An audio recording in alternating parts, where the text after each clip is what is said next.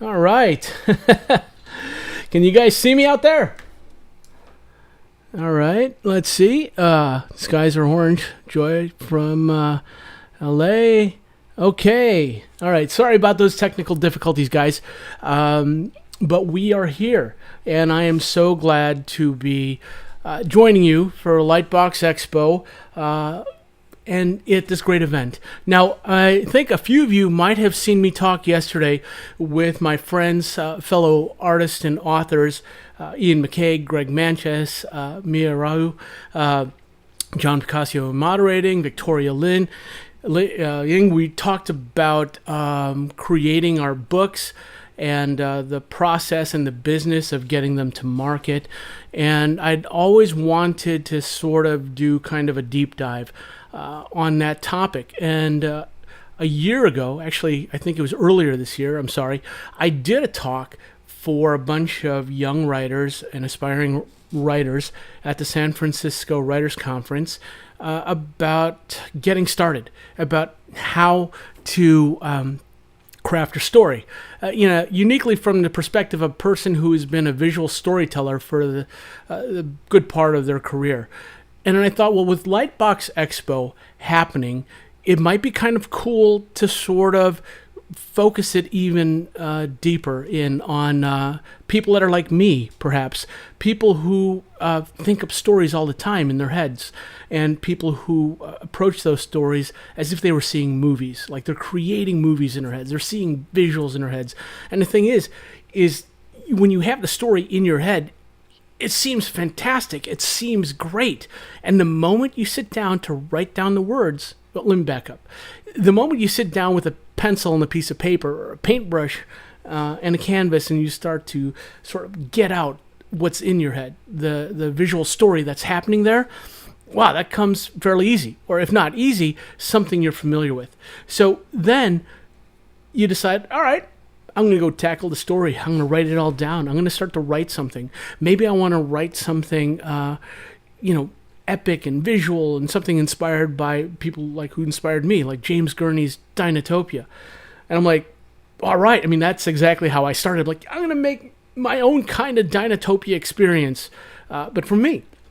And then when I sat to write, holy cow, that was a completely different thing. And I was surprised because I had been telling stories visually, for the animation studios, for film studios. And when I was a kid and through high school, I used to write. I even won some awards for writing.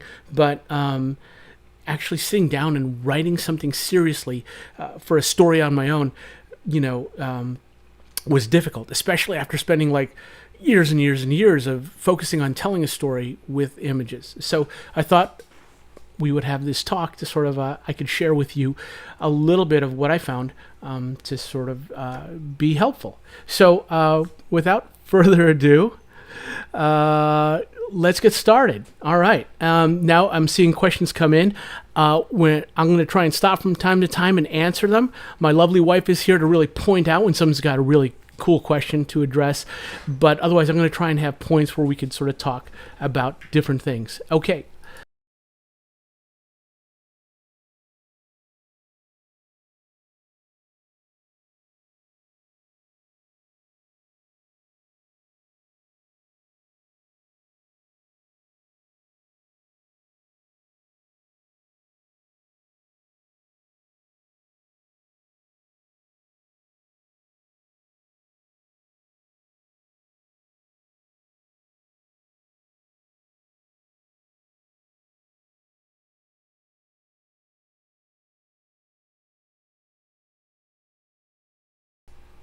Okay, my sound is back, I hope.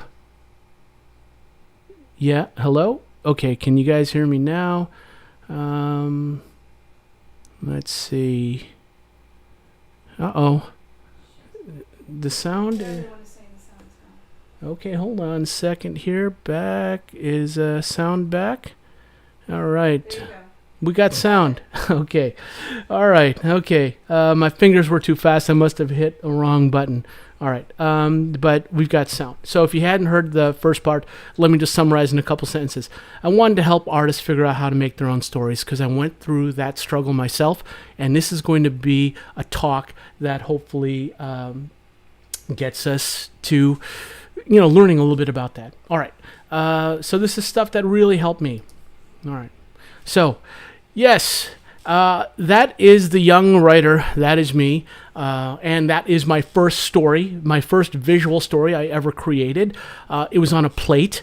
It was about how awesome it was to live with my mom and dad in a house. And you know what? That was my first experience with being an author.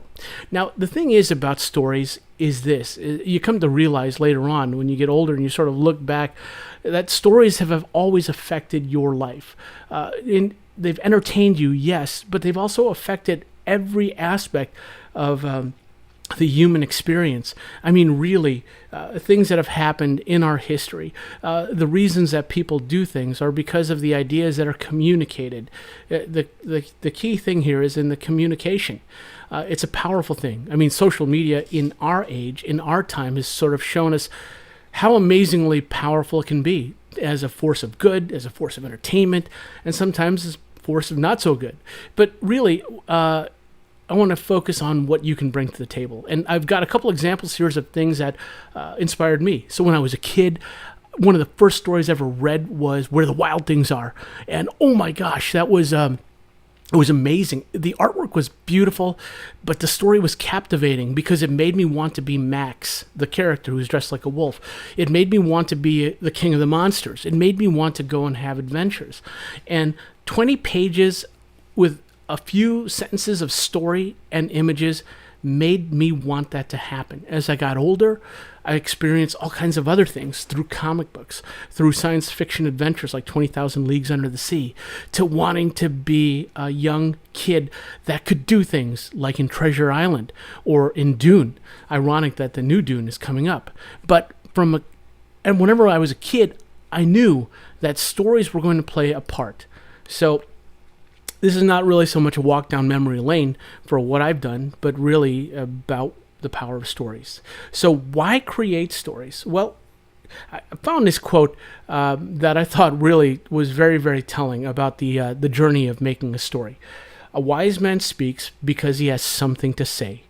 A fool speaks because he has to say something. And that really struck me. And it struck me not only in thinking about stories that are written, about what people say, but also like, for example, in movies. I mean, how many of us here have seen the most god-awful movies that, ever, that seem to be the same thing over and over and over again? I mean, really, when it comes down to it, a big failure in those movies that fail are the fact that they're saying stories just to have a story to say. They're not actually trying to do anything that is meaningful, whether it be entertaining, funny, touching, whatever, And so kind of connected to that, I want to share with you a little personal story. And this is a story of my former teacher, mentor, and friend, Steve Houston, and the annoying student.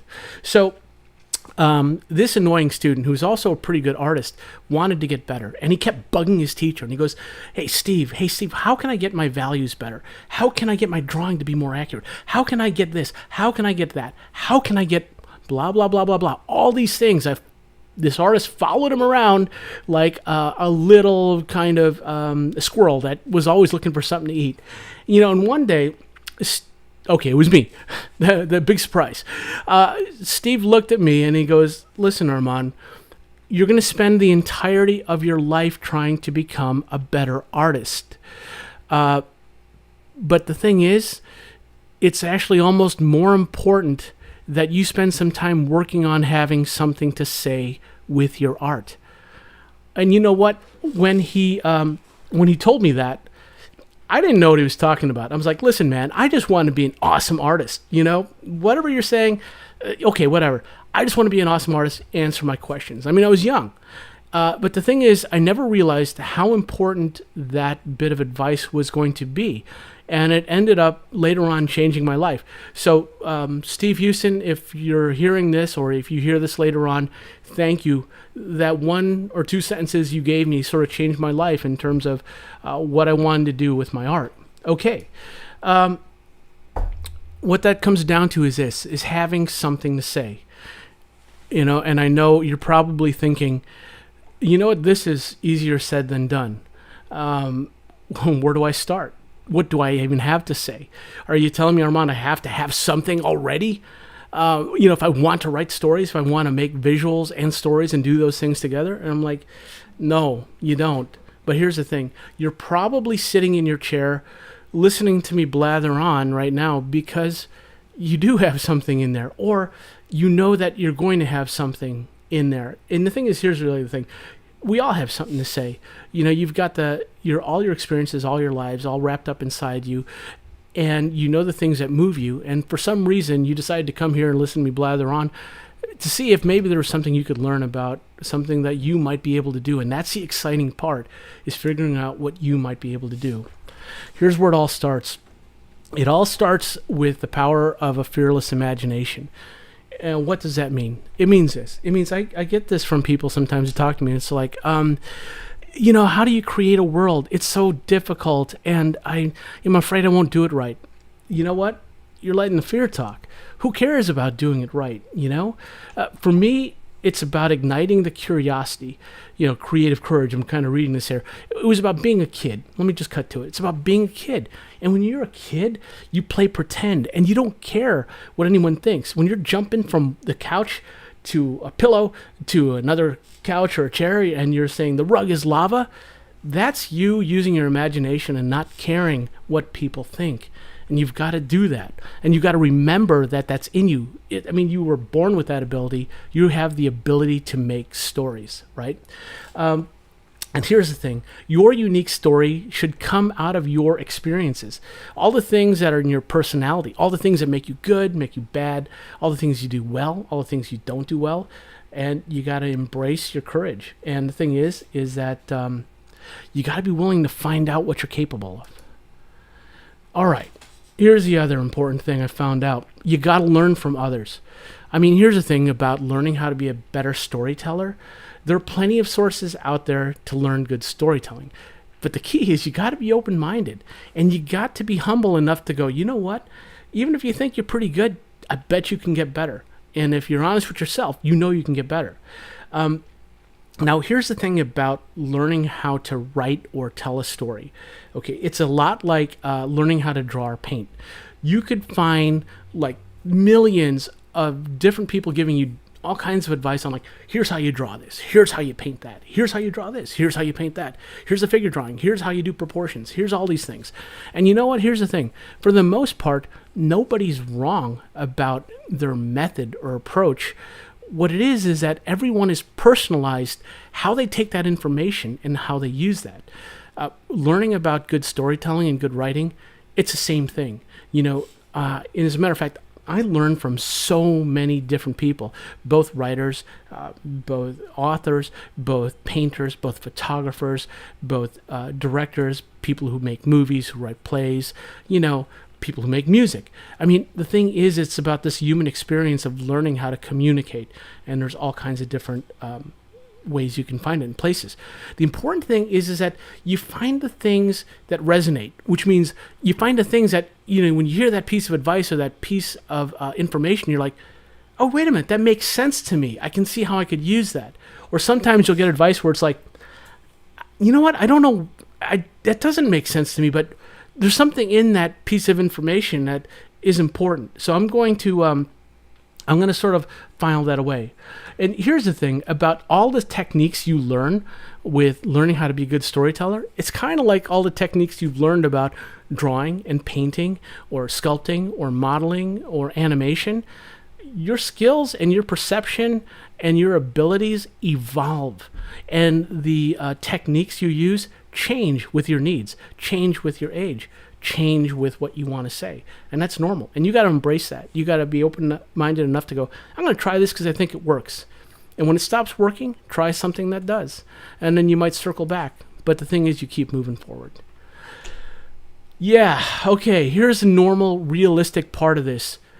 You make mistakes, all right? So I made mistakes majorly. In fact, I failed. I failed epically twice. And let me talk to you first about, I think, probably the first bit of advice I think that could be really useful, okay?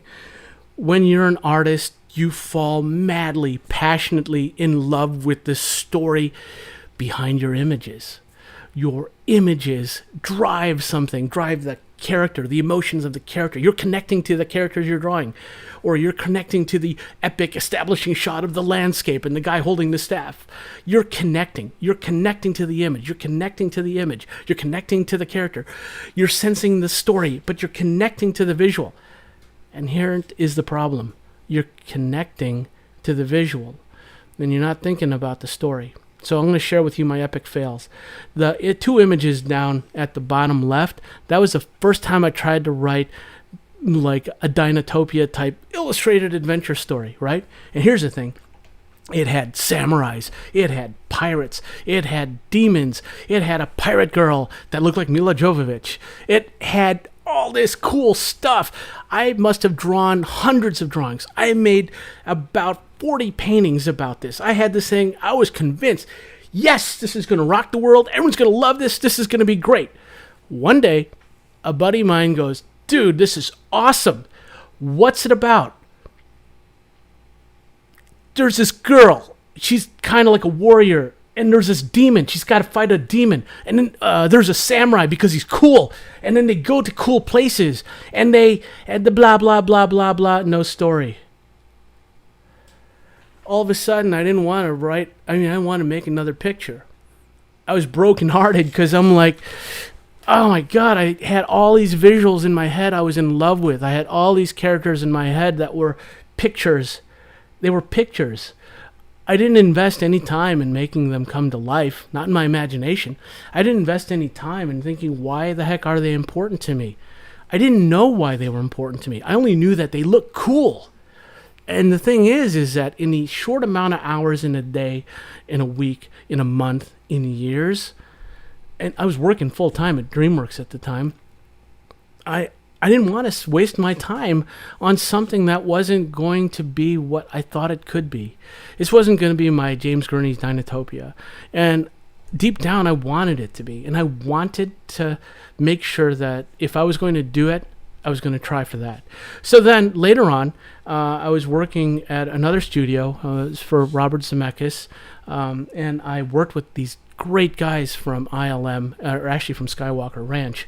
And a bunch of us got together and decided, let's make an illustrated novel. Actually, let's approach it as if it was going to be an art of book of a great science fiction movie. So there was a group of super talented, amazing artists like Colin Fix and Dermot Power and Mark Cabana and Emmanuel Shue and a whole bunch, and Brian Matchis, and I'm going to forget everybody that combined to make this great thing. I'm sorry if I have. But the point is, we're like, you know what, let's not worry about writing a story. Let's just take an existing story. So I'm like, yes, problem solved. We got a story. So we picked Jason and the Argonauts, but sci-fi. So I'm like, yeah, I'm going to do this amazing Jason and the Argonauts science fiction adventure. And, and I'm going to really stay true to Jason and the Argonauts. And I'm like, yeah, cool. Boom, I start drawing, make hundreds of drawings, make a bunch of paintings. I'm like, I'm into it. This is great. I start really reading Jason and the Argonauts. Greek, kind of epic myth, sort of adventure. And the thing is this. Jason and the Argonauts, I remember from as a kid, was Ray Harryhausen's movie with all the cool stuff, the fighting skeletons, hydras, all that awesome stuff, right? I was in love with the visuals, the special effects, the design, the concept art of that film, which made me want to make this story. And so I started going to town on making the story. And then I read Jason and the Argonauts, and I realized, I don't like this guy. He's a jerk. In the actual story, he's not a very good person. And in the actual story, it ends up kind of being a tragedy. I mean, he's greedy, he's ambitious, he gets to be king, he gets to fleece. But he hurts a lot of people, and he deserts his wife, he deserts his kid, he dies alone underneath the prow of the Argo, his ship, and the gods look at him and look at how pitiful he is, and a bolt of lightning strikes the prow of the ship, and a piece of the ship breaks off and hits him in the head and kills him. Oh, what a bummer. Now, here's the thing. I could have changed the story, but the love for it was gone. And I had spent all that energy. I made some great art. I still had no story. All right. So, I figured I'm going to table this and put that dream aside for a while. And I started working at Pixar. And when I worked at Pixar taught me something really valuable. It was a principle. And it changed my whole approach to storytelling. And these are the two principles, in my own words, what I think they are. For you to succeed at being a good storyteller, I think you need to be an artist that tells story through their art. Yes, that's easy. That's an easy one, okay? This is a tougher one. But as the author of that story, you have to be able to use your art to serve your story. The art has to serve story. I mean, they're locked together, right? And that's the thing that I had never realized when I made my mistakes, right? You got to care about the story, sure, but the thing is that, and you got to care about the art. You work so hard to be a great artist. You want it to be for something that's worthwhile. I mean, I go back to Steve Houston. That's what he was trying to tell me. Yeah, you know what? Be a great artist. You can be a great artist. What are you going to do with it? I mean, really, that's what he was saying. What are you going to do with it? And you know what? When it comes down to it, in the end, you get to pick what you do with it. You get to pick how you apply it. And yes, you can use it to make a good living, to have a great career, to help make movies or make video games or comics or whatever. But if you have it in you to make something for yourself, you've got the greatest shot at the most fulfilling thing ever. And don't blow it. Don't blow it by wasting your talent by simply only saying, I can make something that looks cool. Make something that is great for what you've created. I mean, the whole shebang. So that's where my focus changed and what I'm sort of kind of suggesting to you. All right, so you want us to make a story. How do you go about making a story? Well, one of the things you can do is you can sort of look at the stories you love. Now, of course, it's easy to look at the movies you love, right? But if your intention is to write, like you want to write words, okay? Maybe you want to write words and put artwork together like a graphic novel or like an illustrated novel or just a traditional novel that has illustrations every once in a while. Or you just want to write, This is for people who want to write too. One of the things that can really help is to have mentor texts. And what I mean by that are books that pave the way and show you how to make a story the way you want to make it. And that usually starts with taking stories that you already love, that you already gravitate towards. If you're gravitating towards those stories, look at your own story and think to yourself, hey, is this the way I see my story being written, my story being told, the voice, my own voice, how it might come out in the story? Well, what you can do is you can start to look at the books that you really love, and you can learn from those specific books about the kind of story you want to make. I sort of refer to this as mentor texts. I didn't come up with this. Another really brilliant writer did. And someone wants to see slide 5. All right, hold on. I'll do that. Oh, shoot. Did I skip a slide? Yes. My goodness. All right, guys. I forgot the 2 hats. This is an important one because I jumped ahead. Yoda lives on your bookshelf. I was wondering why I didn't have this mentor text thing. Okay, believe it or not, Yoda. I'm on slide 5. Remember, that's a delay. Yoda lives on your bookshelf. I'm sorry, I skipped slide 5. Now, I jumped ahead too with the part about mentor texts. So the thing is I already sort of spilled the beans on the Yoda thing. The books that you already own are going to teach you a lot. And this is a quote from Kate Mesner, this awesome author. Seek out books that feel like the kind of book you hope your work in progress will be. List a few titles that might be mentor texts for you. And then read books that may become new mentor texts. So, for example, it's like, I want to do this teenage dystopian kind of girl against the world story. Well, maybe you might want to read Hunger Games if you haven't. I mean, actually read the book, not just watch the movie. Or the Divergent. or if you want werewolves and vampires in it, read Twilight. The thing is, I'm not belittling anyone's work. The thing is, it's whatever it is you think you might want, even if you haven't read the book, but the subject seems like something that is along your lines, check it out. Okay, I'm going to move on to slide 6, even though we already talked about it. Okay, these are books that really helped me, and I want to point out the last couple. The last couple are, when I was a kid, I read a lot of Stephen King novels, much to the horror of my parents, because I think I was like 12 or 13, and in it were all kinds of things that they really weren't too happy about me learning about, or maybe they didn't know was in the book. It didn't matter. But it made a big impact on me, because the thing is, they were page-turning books. Like, I literally couldn't stop looking at them.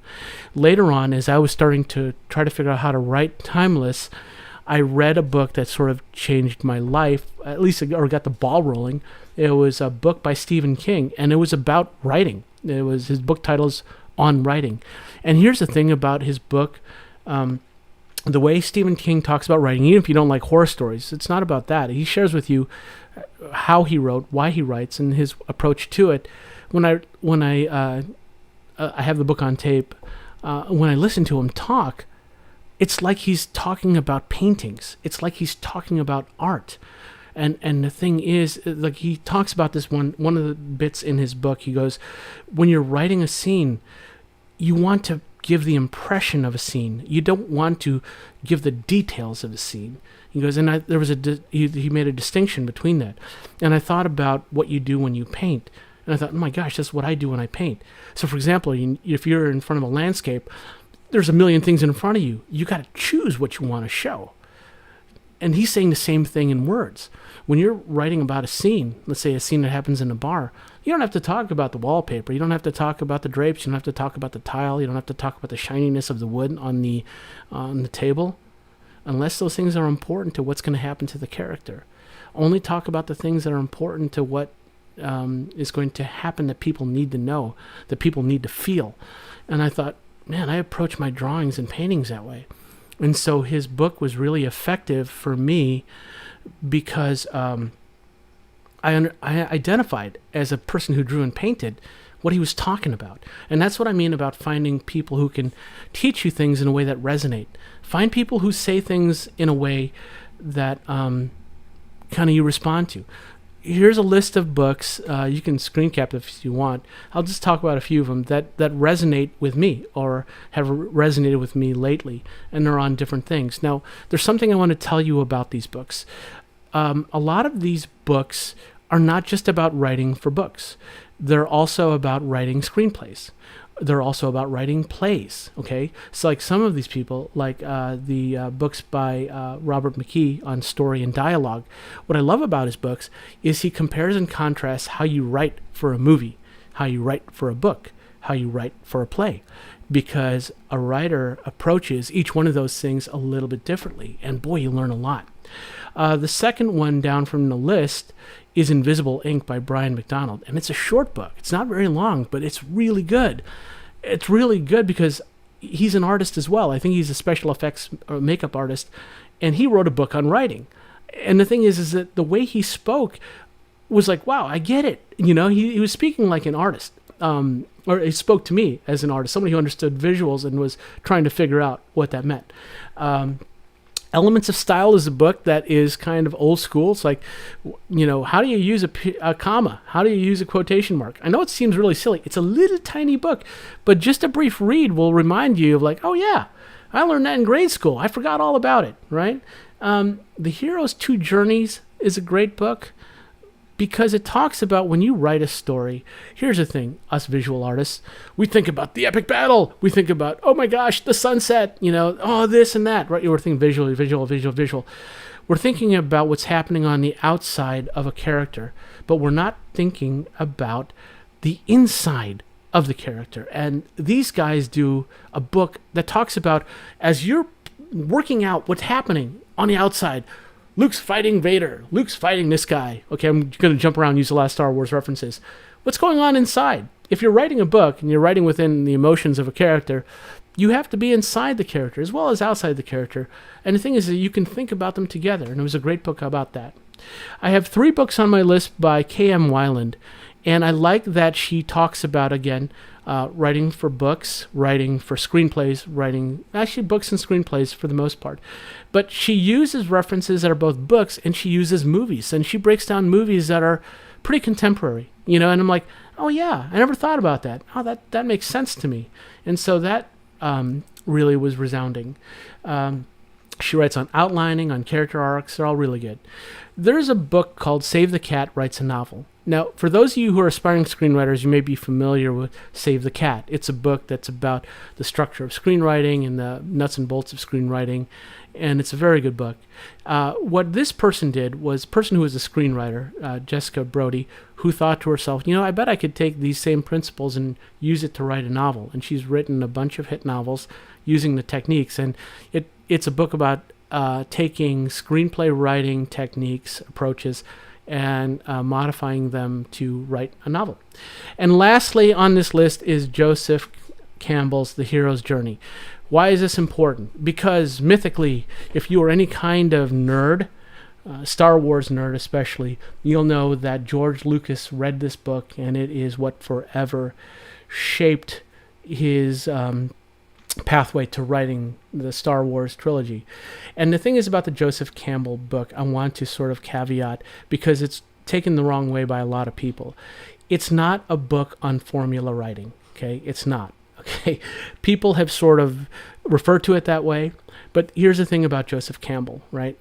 What he was doing was he was just examining myths, and he was examining the commonality of stories of all kinds of different peoples and cultures, and finding that the myths, and in fact the hero of a story in a myth, would oftentimes run into the same kinds of things over and over. So he was identifying archetypes of stories that have passed through different cultures and through time, and identifying the commonalities. And the thing is really what it is that we're human beings. There's this old saying that every story has already been written, right?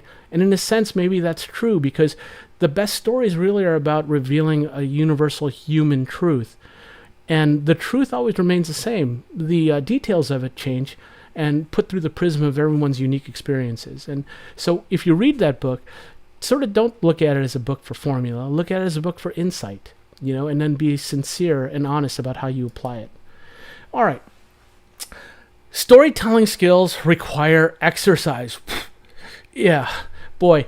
I think of my good friend Ian McCaig all the time when I think about this, because he is a proponent of this, which is exercise. He talks about exercising your mind with drawing every day, and my great writing friends do this. Like my friend Jennifer Hugh and Greg Bossard write all the time, and I have other friends who are writers, but they just first people that popped in my mind. Okay.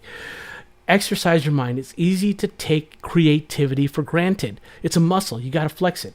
And like a muscle, if you don't use it, it's going to get weak. And you don't want to be weak. You want to be strong. You want your creativity to be strong.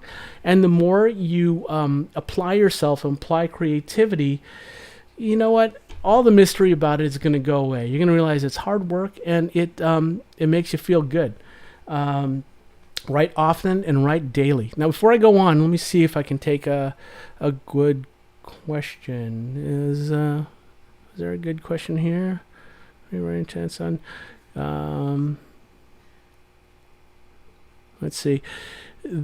Carlos, there are some great free writing resource channels on YouTube. Just Write is my current favorite. You're absolutely right, Carlos. There's tons of stuff that's out there. I like to go on different things all the time. A good friend of mine has a channel called This Writer's Life, and what's cool is that it's geared towards kids and teenagers. And a lot of times I write for kids and teenagers, so I like to take in advice, especially from people who sort of focus on those areas. How to exercise creativity. All right, somebody asked me that question, and you know what? We're gonna continue on and find out. All right, let's see. How do we exercise creativity? Ooh, all right, here it is. First of all, it's about doing the work. Boy, that's easy. Now, if you guys could see a picture of my computer, I have a Post-it that is right next to my camera here, and it says do the work, because, it's like doing push-ups and sit-ups. Boy, you got to do it. All right, So here's my doing the work recommendations. Keep a journal of ideas. Practice story exercises. You can pull these offline all the time. You can find tons of awesome ones. Guy walks into a cafe, sees a person. There's a setup. In like 300 words, write something that happens. I'm being very generic here, but there's lots of exercises you can do to just like a sketchbook. You're flexing your muscles, by writing, right? Speaking of which, keep a sketchbook dedicated to the characters that you are creating for your stories in your head.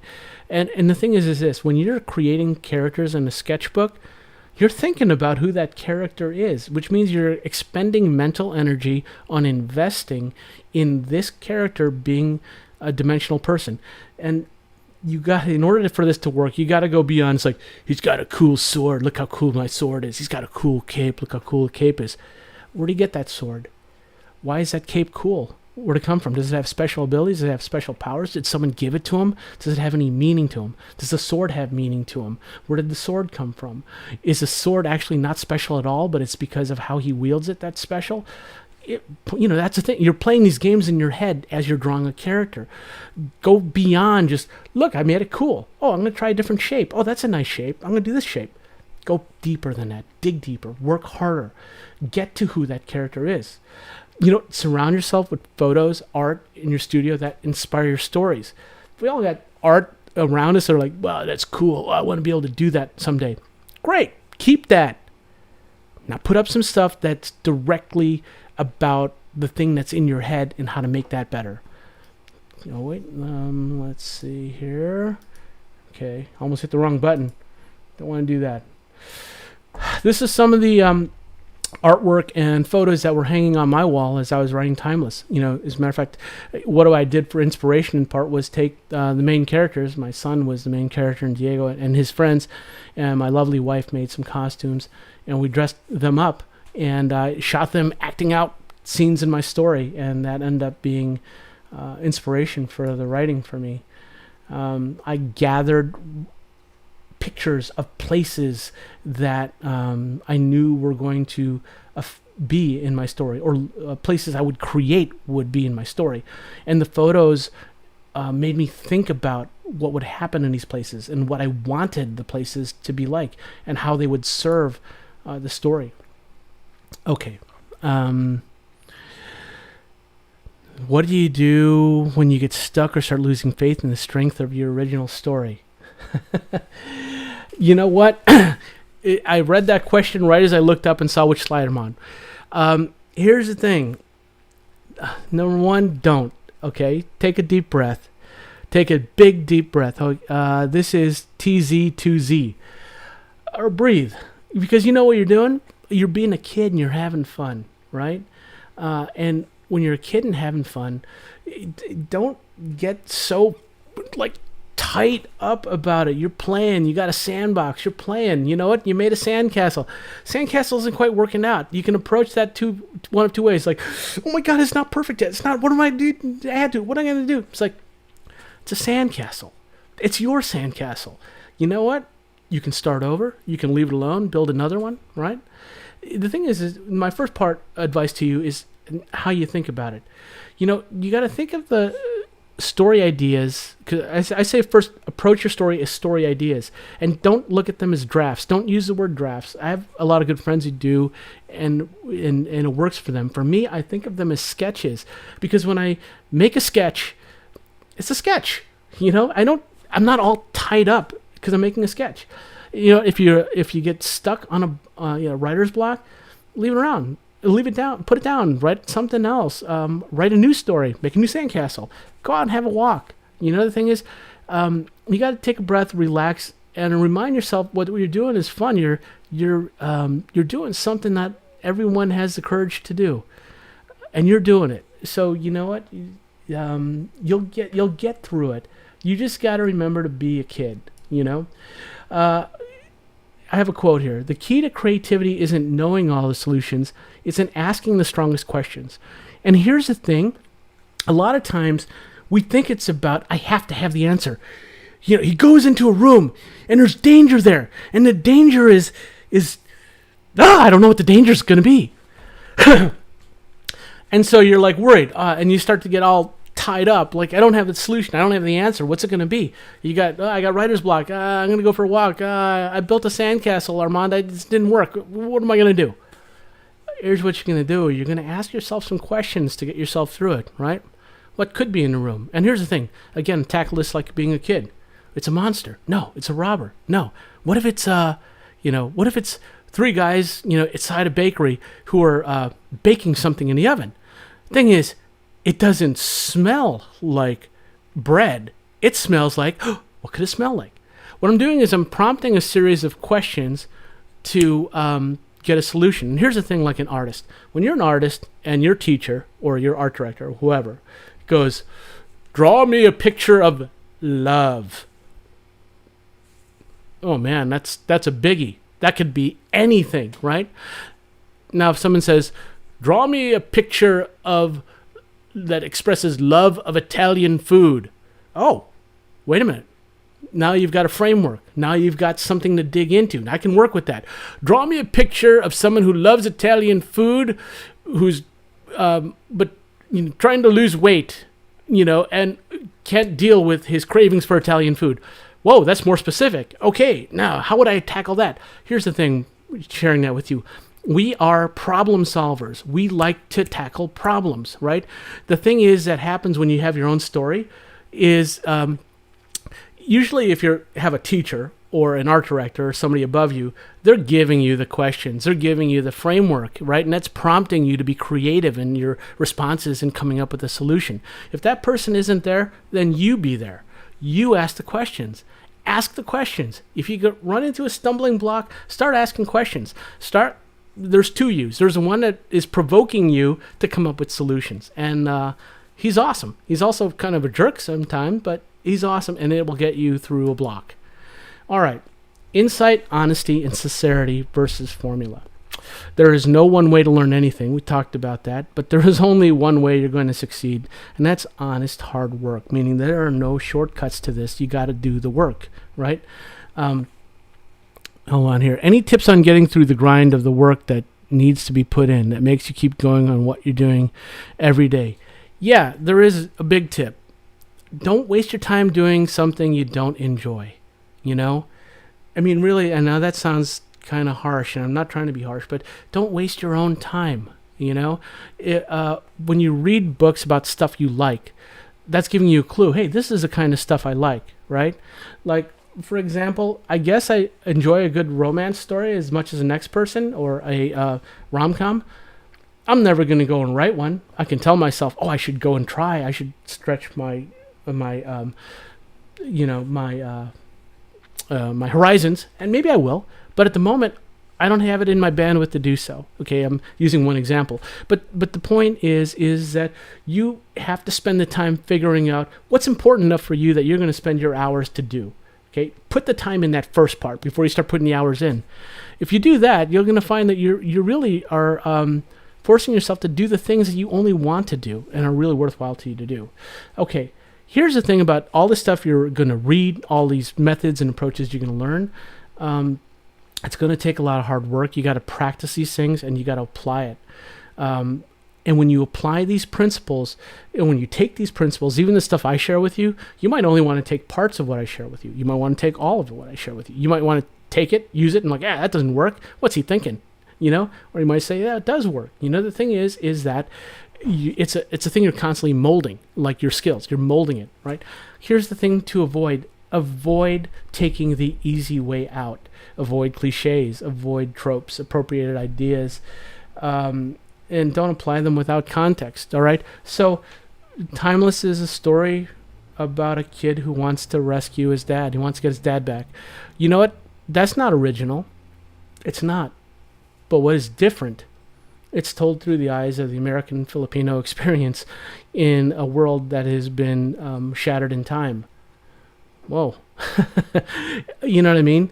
What I mean by that is that if it's simply like if I did another version of Taken with Liam Neeson, it's like, an assassin whose kid is stolen, and he has to go get him, and he's a badass. Yeah, it's been done. Okay, if you really have it in you to write that story, what is it about you that makes that story special? What is it about you, and what is it about you bringing some other ideas to that makes it unique and puts it in your own prism? You know, so really, you owe it to yourself to know you have something to say. And even if you want to say something that's like something you admire, great. Don't just, I'm going to do my own Star Wars, except I'm just going to change names. Not Luke Skywalker. It's, Bartleby Skyrider, but it's a comedy, a la Monty Python style. Whoa, that's different. Thing is, make things your own, All right, on writing Timeless. So here's what I did, guys. When I wrote Timeless, I took all these things I read from books. I took all the things that I tried to learn from reading the books I loved. And then I took the 20 years of working in animation around storytellers and story artists and directors. And I thought to myself, wait a minute, there's things here that I do every day, or we do every day in making these films and telling these stories, that I could cherry pick the best aspects of and combine them with the kinds of things I've learned from traditional writing techniques and methods, and I'll put them together to find my own method. And that's so what I'm sharing with you is my own method, because I'm a visual storyteller, and I have been a visual storyteller, and so I operate my imagination that way, and I thought that I could marry these two concepts, so and it would help me work it out. Sketching with words. Okay, so this is a big one. We're going to get into some stuff that is, let's see here, more in on stuff. Okay, there are different ways of working. A lot of times writers think of themselves in these three camps: as a plotter, a pantser, and in-betweener. For the record, I think of myself as an in-betweener. Now, let me give you a definition of things here. A plotter writes by a lot of times outlining and figuring out the plot. The characters are going through here. The jewel has been stolen, and your mistaken identity. You're the thief, and you have to prove your innocence. And you're like, okay, here's how this is going to play out. There are writers who like to write with starting off with an idea or starting off with a character, opening their book, and they start writing, and we just go. They're writing by the seat of their pants. That's where I think the term came from. And then there is an in-betweener. And the thing is, for me, I've tried both, just simply plotting things out and just writing plot, writing outlines. And I've just tried just free writing. And I like aspects of both a lot. And I thought, you know what?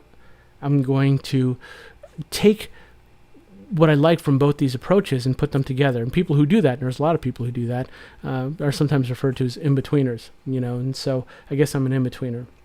So when I have ideas, a lot of times, like, they'll just come to me, I'll dictate it on my phone, or I'll write it on a Post-it note and I'll stick it up.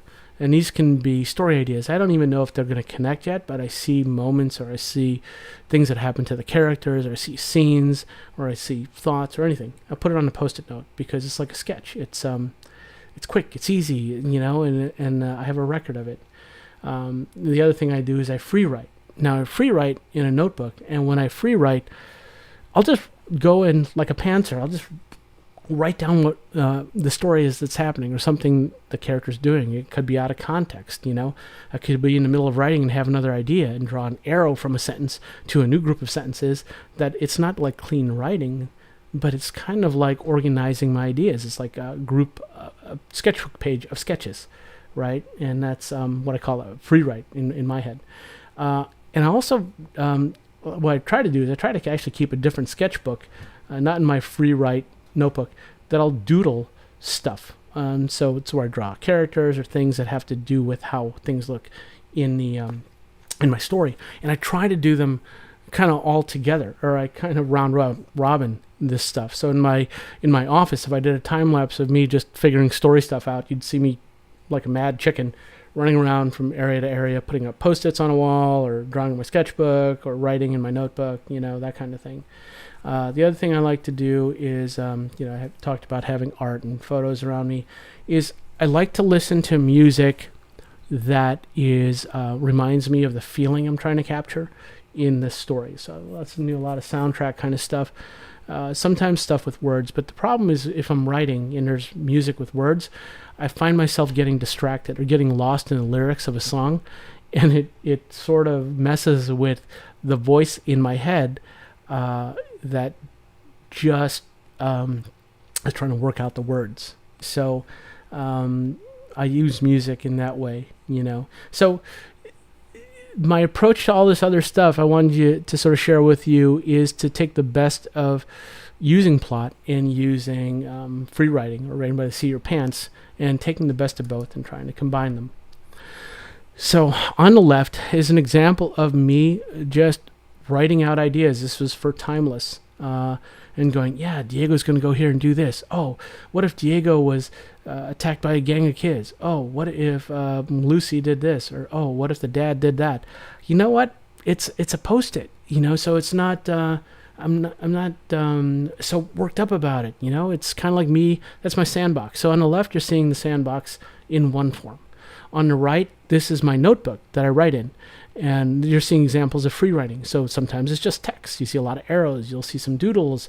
But the doodles are more about diagrams and explanation than they are about like designing how something looks exactly. So it's mostly like if I do doodle in my notebook, it's mostly to sort of help clarify some aspect that's driving the story. Let's see. For the coherent plot. Okay. Not going to answer that one because we're going to talk a little about plot in a second.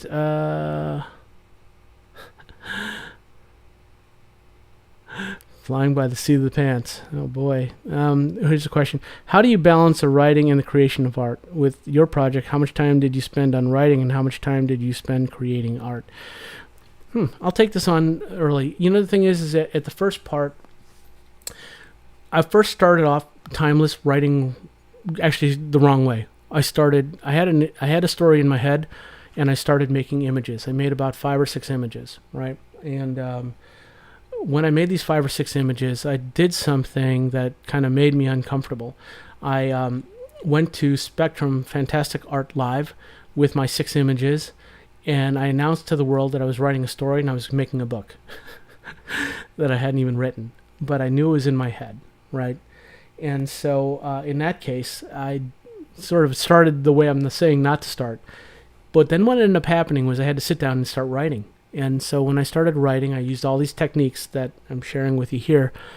And I would occasionally do some concept art, concept sketching. Or what I would do is I would break down my weeks and be like, all right, I'm going to do like 4 days of, just working on nothing but story. All right, now I'm going to spend 2 days just doing nothing but having fun and concept arting what I came up with. I was flexible. But the other thing is I had an idea of the bigger picture. Was I knew that there had to be a story. And at this point, I knew also at my maturity level, I wanted the artwork that I was doing to serve the story. Meaning I was hoping not to make artwork that was just simply cool, but hopefully was connecting to what was in my head. The only way I would know if I was doing that was if I would write. So I wrote alongside. Now this can get very confusing, but what I'm sharing with you here is a chart I made because I had a bunch of characters in this particular story, and some of them were the heroes and some of them were bad guys. But the thing is, the level of importance of the heroes and bad guys, I had to sort of be very, very clear, and the thing is, visually, it's easier for me to see things at a glance and see their place, see their structure, When I'm actually in story writing, sometimes I'm so deep in, I can't pull back. I can't see the forest through the trees, so to speak. But just explain what this is real quickly. In this chart, it's divided left and right by the heroes, the main characters, and the villains. The villains are in that black strip on the far right. The more of the main characters, I say the good guy characters, is on the far left. In that red circle are the absolute main characters of the story. Branching off from them as you move down the chart from every level are secondary characters. So, for example, Diego is the hero. Secondary characters might be Lucy's parents, might be Petey's parents. Diego's parents in the story play pretty predominantly, so they're actually secondary, but they're kind of almost closer to being primary characters. So it's kind of like, by seeing that, hanging on my wall next to where I write, it's like, oh yeah, I'm reminding how much time I need to spend on these characters and what their relevance is in the story. At least what I sort of thought their relevance would be in the story. This is all subject to change. This is just a guide, The other thing I do is I will, I'm going to get to this further on. I'll use templates for characters. Like, this is what's up there on the right-hand side is a template for a character's profile, right? In it has, like, what's the character's name, what's their occupation, what their physical description. It's basically what it is like, until, if, like, this is a tool for writers, like, I've maybe even drawn my characters already, but the thing is that I use this to sort of figure out who they are, what they're like, and have a sense of that, so that when I'm writing, I have a point of reference. So, yeah, let's see here.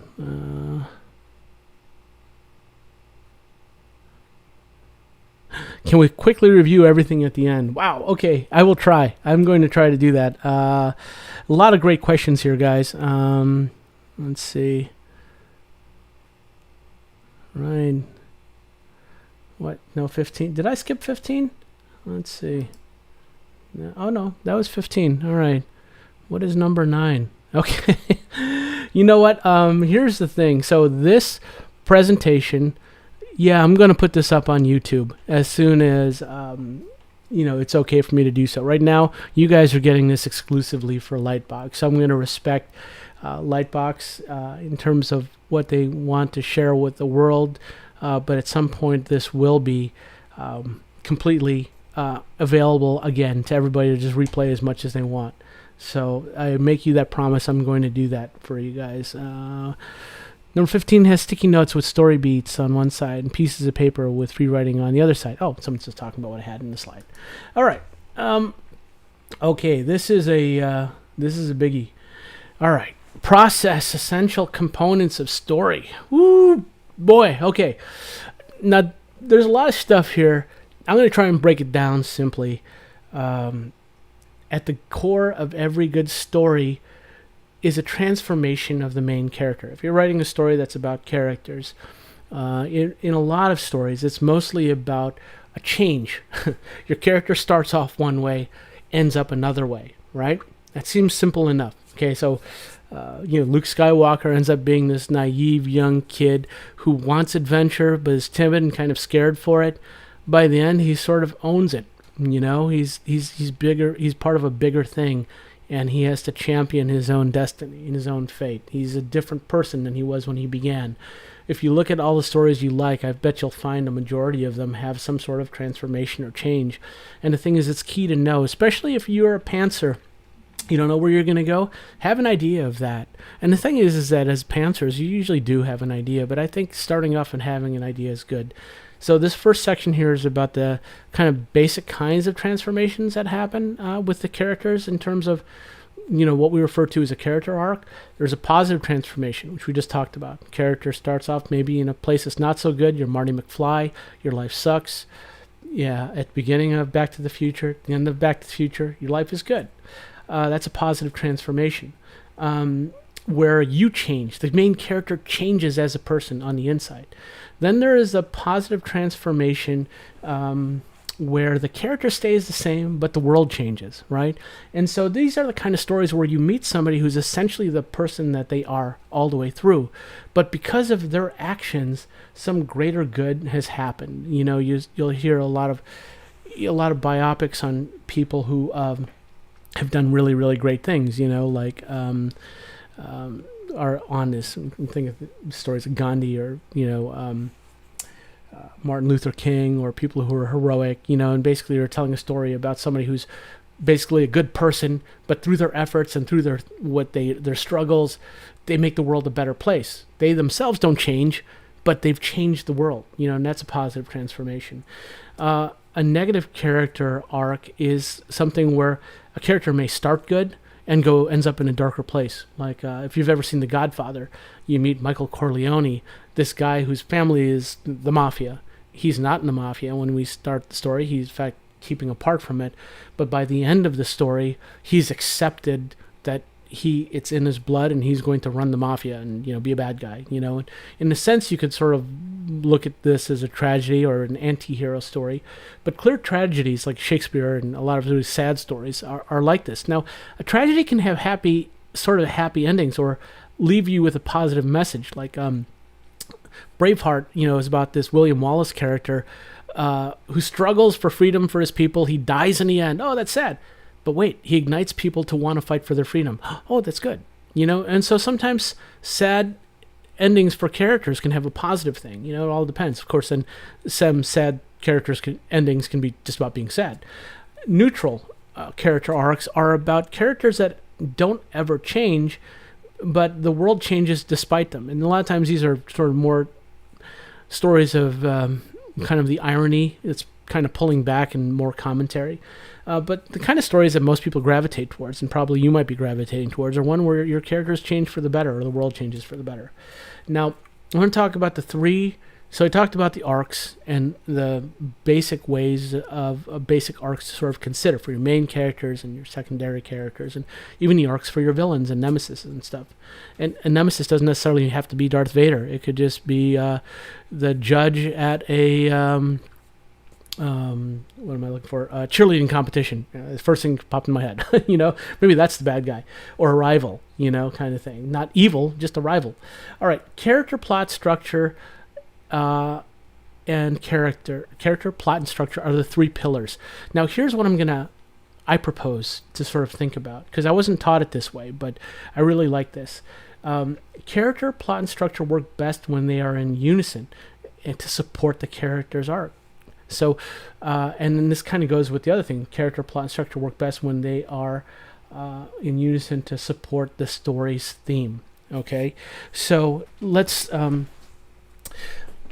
at that for a second. So, a character's arc. Okay, let's say I'm going to go with Luke Skywalker. He's timid and he's scared in the beginning, and he doesn't know himself by the end. He knows who he is and what he must do. He's not all the way there yet. He's not a full Jedi, but he's in a better place and he's a better person, right? So if you look at the components of the Star Wars story, if you look at the plot, all the things that actually happen there are to sort of get Luke to go from being timid and scared to this journey to be heroic and to sort of become a different person.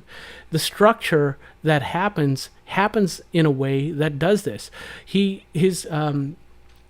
scared to go and leave his planet.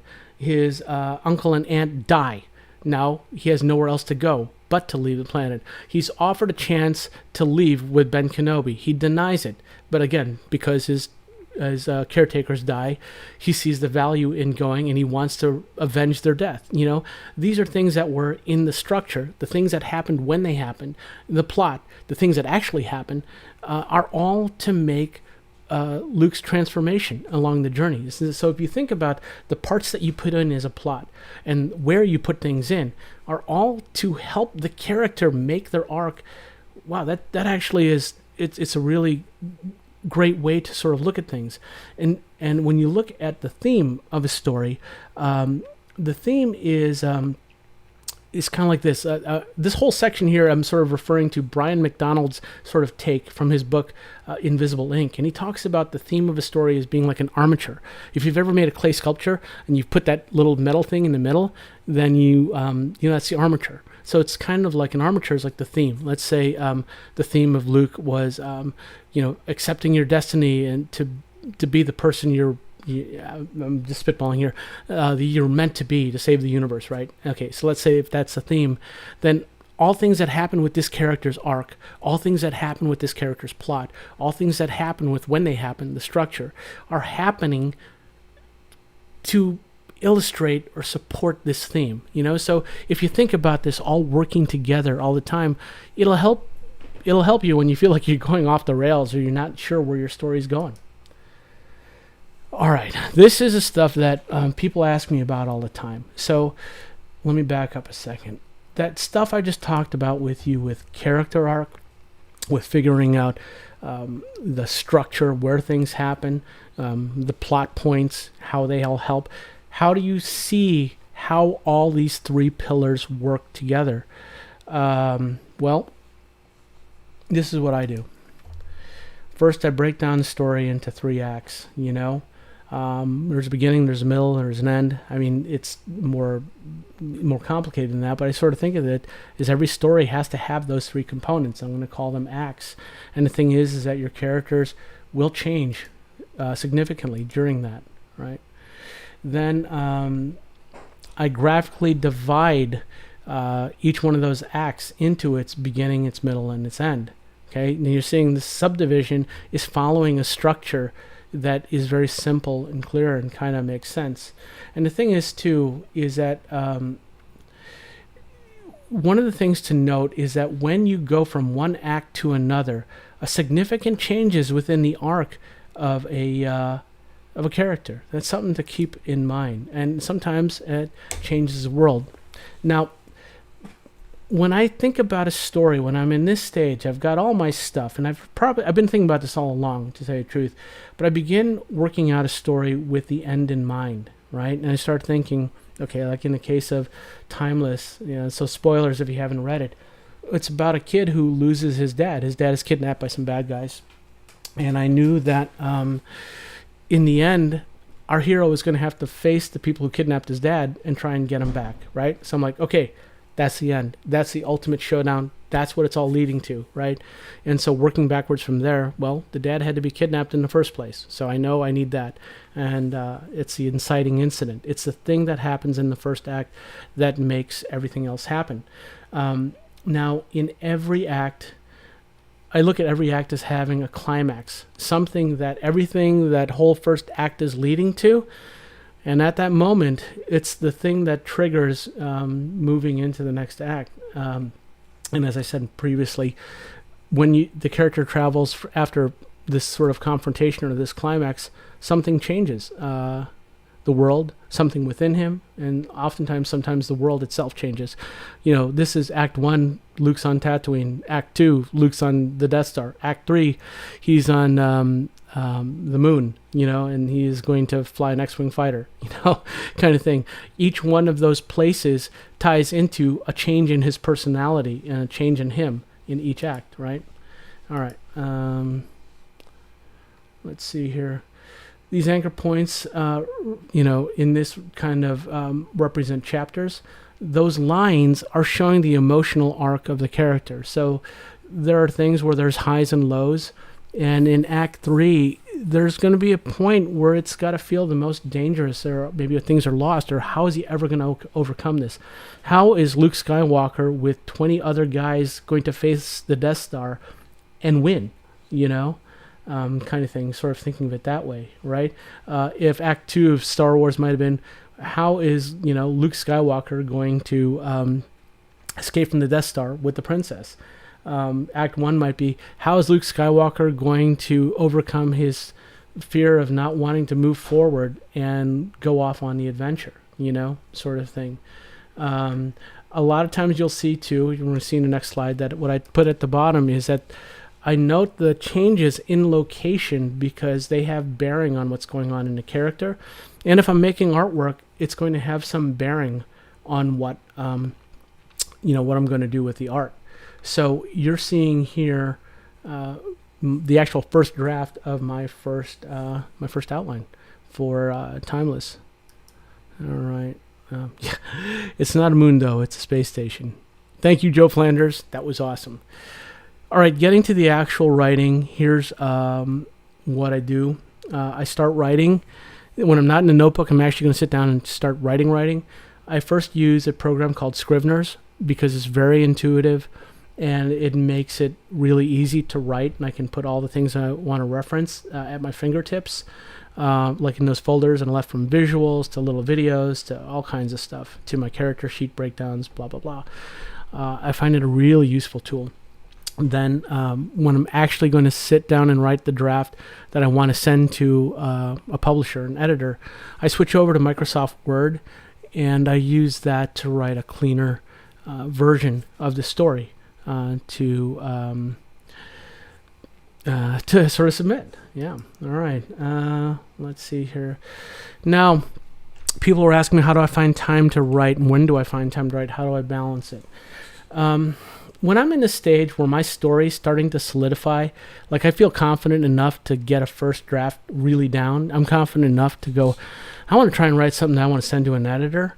In this case, I knew Timeless was going to be illustrated too, so this is a time when I would take breaks from writing by actually sitting down and saying, all right, I'm going to play. I'm going to unleash the lion that's been pent up in the cage, my creative lion.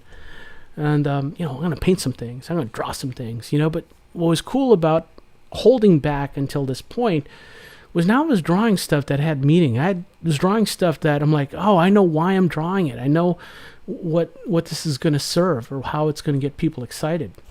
Sometimes I would do little thumbnails of things, and I would maybe work out the thumbnails more. Every now and then I'd finish off and do a really cool completed piece of art, even stuff that ended up in the book.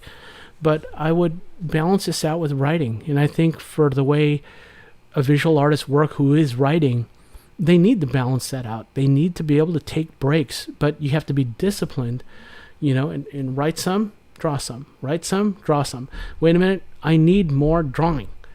Draw more. Wait a minute, I need more writing. Then write more. Here's the thing, I don't have a formula for that. You got to listen to your gut, and you got to set goals. Like I want to try and get to this by this date. And if you don't make it, you don't make it. And set a new goal. Set a new date. Keep moving forward. The thing is about keep moving forward. When I've got something that's really, really working, or at this point now, like I made these pieces of artwork when the editor had seen it, liked it, wanted revisions on the story, but I felt confident enough in where I was with the story that I started actually breaking down more refined sketches for the Timeless book, right? So we're going to spend the last, 20 minutes. We can go back on slides and talking, but I want to share with you some final thoughts. You got to learn what you can, right? And the thing is, you never stop learning what you can, and you got to believe in what you're doing. So if you're having problems going, I can't continue with what I'm doing, with this thing, the story I'm working on, maybe the thing is really ask yourself some tough questions. Go, well, wait a minute, is this something that you really like? That's the first thing I would ask. And then ask, like, what is it about it you like, and what is it you have to say or want to say about it? Not that you have to have the answers, but you know what? You can put it aside and keep going. The thing is like drawing. You make a bad drawing, you just don't stop. You start out again. Draw something new, There's a whole thing out there you can find on the internet for Pixar's rules on story. This one probably resonated with me the most, especially those folks here who keep talking about, how do I keep going on? If you've gone to the point where your story is worthwhile, that it's worth doing, and you put in long hours, you owe it to yourself to finish it, even if it's not perfect. Finish it. You know what? Say you did it. In fact, if no one else reads it but you, and maybe a handful of your closest friends and family, you did it. By finishing it, you are teaching yourself that you're capable of finishing a story. It's not as scary anymore, and you keep going. Do you have any suggestions between learning how to draw, write, and actually writing and drawing? Woo! Yeah, well... Lots of them. Mostly, really, it's about learning and practicing and doing. It's kind of a big, broad question, so it's kind of oh, you meant balancing it. Okay. That is, everyone's going to come to that differently. So you're going to have to look at your own life and figure out how many hours in a day you can do it. But if you make it a habit, like getting up to go for a 2-mile run before work every day, you can make things habit. My suggestion is make it a habit. All right. Here's the other piece of advice here. Last two pieces of advice. What I found was that every failure was a step closer to success as long as you make new mistakes along the way. Be fearless in creating your stories. You can't be afraid of failing. Who cares? You made a mistake. Go on. You failed. It's okay. Go on. That's it, really. You write something bad. That's okay. Go out and write something good. You draw something bad. It's okay. Go draw something good. Now, if you're just drawing the same mistake over and over, that's not good. Find out why. Be honest with yourself. Move forward. If you need help, get help. I know it sounds like I'm being glib, and I know it's not easy. It isn't easy. It wasn't easy for me, but you're capable of it, you know? And the other thing is this, is that you got to keep tapping into the fact there's a kid in you. I don't care if you're as old as me. I'm an old guy. I still feel like I'm 12. The new Dune trailer came out. You know, okay, I liked it. Right? It was one of the books that inspired me. But you know what happened? I saw that trailer and I'm like, oh my God, I'm 12 again, reading Frank Herbert's Dune, you know? And it's okay to be a kid. Tap into it. And listen, for those of you about to write, my last corny thing, we salute you. All right, so look, I know we're not live and we're on chat, but I'm going to try and tackle a bunch of questions for you. So let's see, was there anything that stood out for you? Okay, my wife found some really cool questions she's going to look at. Okay, let's see. Something I have to deal with, WYD28. Failure seems like a personal blow to me, and it's hard to continue. Yeah, it's hard. Listen, you know the thing is, though, you're still breathing. You're still living. If you know, I know it hurts. It hurts when you make a bad drawing. Trust me.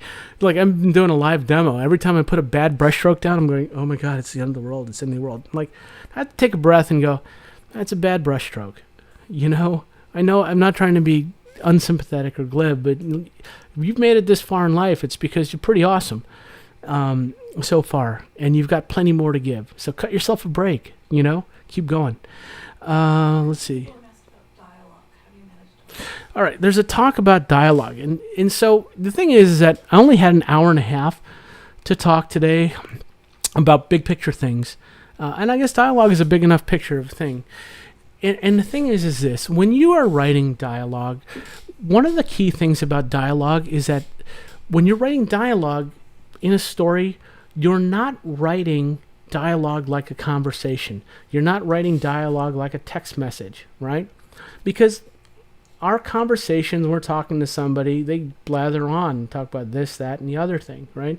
In the context, in the structure of a narrative, in the structure of pages in a book, in the structure of number of words that appear on a page, every word counts, right? Every word counts. So you're trying to pick the words that are coming out of a character's mouth that do very important things. I want you to think of dialogue like this. Think of dialogue as action. Don't think of them as words. Don't think of them as filler. Don't think of them as, oh, it's insight in the character. Yes, those things do come, right? But they should be built upon the foundation of a reason for those words even being spoken in action. It's like so-and-so says to another, what do you mean by that? You know, kind of thing. And like how you end it with a question mark, exclamation point, a period, a ... You know, like how you can take those simple tools of like how you arrange those words, give those words meaning, give those words subtext. Is this person insinuating something? Is this person really caring about something? So thinking about the meaning of words that you write down that are coming out of a character's mouth is important.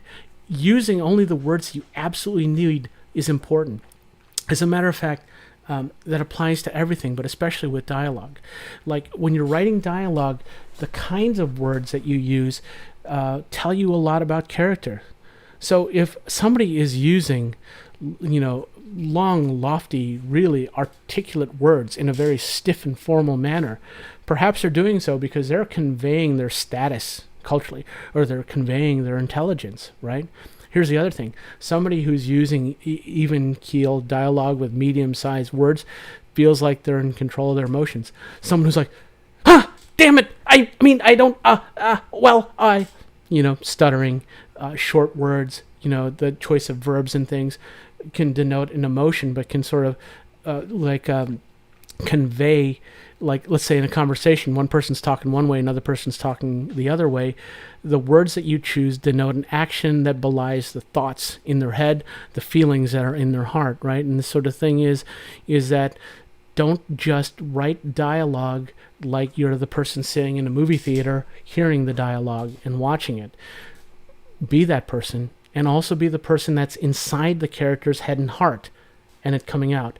Then be a third person, being the writer, and then be decisive and choose which of those words and how you show those words are going down so that they'll be perceived in the way you want by the reader or by the audience person. You said you had a good one. How do you approach a character flaw without making them unlikable, at the same time not? How do you approach a character flaw without making them unlikable while not perfect? You know, the thing is this. That's a really important question. And the thing is that there's this book that was on my list called Save the Cat. It is a weird title for a book. And the reason for the title is this. And it was by Blake Snyder, who wrote a book on screenwriting. And Save the Cat comes from a term which is this. Your character must, when you're first introduced to a character, be compelling in some way, or sympathetic in some way, or interesting in some way. It's got to be one of these things, right? And for example, his cliche example was, if the character saves the cat from a tree or a burning building, no matter as much of a jerk he is, you might go, oh, that character's sympathetic. Okay, that's a very simplistic kind of stepping stone. But the thing is that, I mean, I have characters that are like that, and it's sometimes important to understand why and what you're showing about them that is unsympathetic, right? When you meet Tom Cruise's character in Top Gun, he's kind of a cocky jerk, but at the same time, he risks everything to go back and save his buddy. In the very first scene of Top Gun, you know, they meet the Russians, and then his buddy's plane's running out of fuel, and you know, he loops around and goes and helps him, and like, wow, you know, for as much as this guy is a cocky jerk, that was pretty cool, you know? So an approach would be to find some way of balancing it. The other thing is there is the angle of sympathy. You know, Harry Potter, what's interesting about Harry Potter when you first introduce him is nothing. He's a baby. And he's being delivered to some people, you know, on a magic motorcycle and a wizard, and you're like, wow, that's more cool than a baby. I mean, obviously, you know it's going to be more than a baby. But then this kid's an orphan, and he has to live under the stairs. And his circumstances, even though you don't even know him yet, makes you like him. Okay, I know that doesn't go with unlikable characters, but the first thing I would do is I would sort of think about the things that you can have happen to a character or around the character, the circumstances, which paints him in a light that people can identify. It's like, yeah, I've been there too, you know, or I like that about that person. For all the rest of the stuff, that one thing's pretty cool. That's going to make me wait around to see what happens next. All right. How did you get HarperCollins and Timeless? How did you find a publisher? Do you need to have an agent? Wow, this is actually a talk for the talk I did yesterday with those guys yesterday about the business of you know, kind of getting yourself published. Let me see how much time I got left. Okay, I got 6 minutes. In short, HarperCollins happened sort of accidentally. It's a big, long story, so I can't get into completely all of it here, but the short of it was kind of discovered at the San Diego Comic-Con because I was showing people artwork from it and telling them about my story because I was going to try and raise enough money at a Kickstarter to self-publish my own book. People got interested in the book, including publishers like HarperCollins and movie studios like 20th Century Fox, and that started the ball rolling. I'll do another talk on YouTube sometime about specifics on how to help that, or if you get a chance to watch the talk I did with the other author artists yesterday at Light Box, that'll answer that question so much, I think. All right. How do you balance the urge to write a story for the outside world versus a story for you, not following tropes, cliches that you know might sell and get you praise? Well, you know, that ties into this thing I get. By the way, that's a very good question. And I get this question a lot from people. They're like, hey man, how can I make an appealing IP? Now, IP means intellectual property. And this kind of goes to that what's hot or whatever is product. When you think of your story as a product, in my opinion, it's already kind of operating from the wrong place. Okay, if you're trying to make something that you know is going to sell and make money, you're operating from the wrong place, and I'll tell you why. Why I think mostly that's the wrong place is this: it takes so much of your blood, sweat, and tears. Hold on a second here. Let me do this. one little thing here.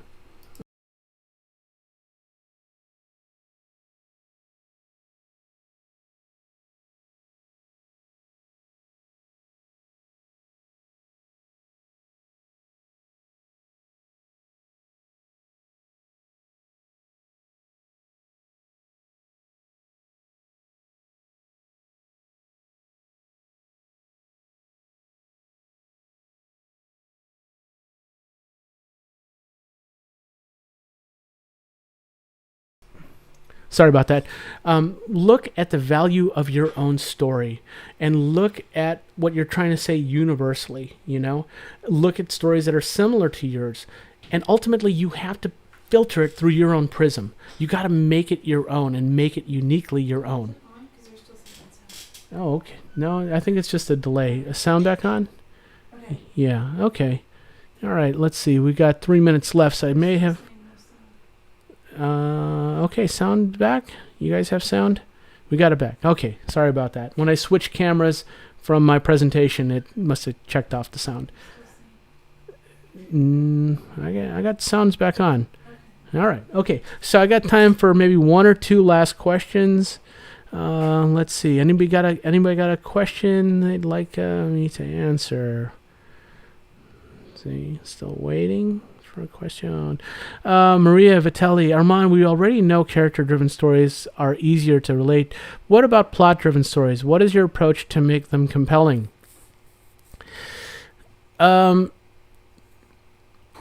Here's the thing. If you think about every plot-driven story that is compelling to you, beneath it all is a character that is compelling to you, probably, right? So, for example, people always talk about Indiana Jones, right? And they're like, oh, and then he did this, and then he did that, and he got through this, and then he got through that, and then, oh my gosh, this part happened where there was a bad guy with a sword, and he took out his gun, and he just shot the bad guy. Oh, that was so funny, and what they're talking about is this plot point, that plot point, this cool scene, that cool scene. Here's the thing. Indiana Jones is such a likable guy. You care about him. You care about him and Marion. You care about him, like when he jumps across the chasm and he grabs something and his face is like, yeah, I got this. And all of a sudden he doesn't. And he's like, oh my gosh, I don't got this. And you're like, wow, that's like me. He's a real person, And in the end, the character you're connecting with is making it memorable. I tell you what, look in your video collection. I know I have mine, right? All the movies that you have, because oh my gosh, there's so much cool stuff that happens in them. I got hundreds of movies like that. You know how many I pull out and rewatch from time to time? Maybe 20 in my list of hundreds, and they're the ones that resonate with me. And I want to relive the adventure of what happened to Marty McFly, the adventure of what happened to Neo, what happened to Frodo. I have lots of stuff where it's like, oh, that's the coolest robot ever, and I'll pull it up and I'll watch that robot. I'll watch this cool battle. But if I want something to really enjoy, I'm going to watch the journey of Sarah Connors, in Terminator 2, or Luke Skywalker in the trilogy, the original, Can you make a story without characters? Sure. You can make a story, there's no wrong or right way. And if you can find someone who's done a story without characters and it really resonates with you, then make a story that resonates with you without characters. I'm not going to tell you there's any wrong or right way. The things I'm going to say is do the work to try to make the best thing you can, And if I said stuff that doesn't make sense to you, that's fine. Find stuff that does, But hopefully some of the stuff has been helpful. Okay. Laurel Stories, thank you. It's your kind words. Oh, hello, Ian Dorian. Love you, brother. Okay, let's see. We are done. So, guys, thank you so much for spending your time with me, and I will have this up eventually, at some point in the near future, on YouTube when I'm allowed to. And keep making your stories. Keep being a kid, and keep finding ways to become better. And be better to each other. Be safe. Be well. Take care. All right. Hope to see you in the future. Bye-bye.